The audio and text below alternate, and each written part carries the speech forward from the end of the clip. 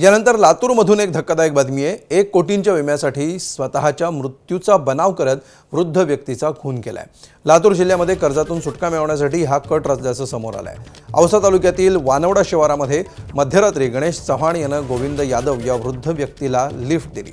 त्यानंतर त्यांचा खून करून त्यांच्या मृतदेहाला आपल्या सीटवर बसवलं। एवढंच नाही तर मृतदेह आपलाच आहे हे भासवण्यासाठी गणेशनं आपल्या हातातील कड देखील त्यांच्या हातात घातलं आणि कार पेटवून दिली। या घटनेमध्ये गाडीतील चालकाचा होरपळून मृत्यू झाल्याचं त्यानं भासवलं।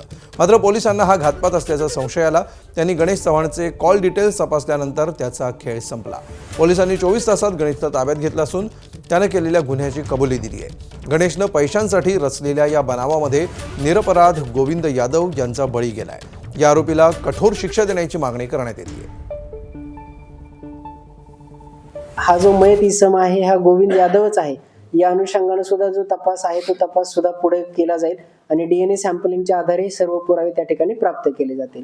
सदरची जी घटना आहे किंवा गणेश चव्हाणने जो केलेला बनाव आहे तर हा बनाव लातूर पोलिसांनी 24 तासाच्या आत त्यामध्ये उघडकीस आणलेला आहे आणि एक गंभीर स्वरूपाचा असा जो गुन्हा आहे तर तो गुन्हा त्या ठिकाणी उघडकीस आणून आरोपीला ताब्यात घेण्यामध्ये सुद्धा पोलिसांना त्या ठिकाणी यश आलेलं आहे।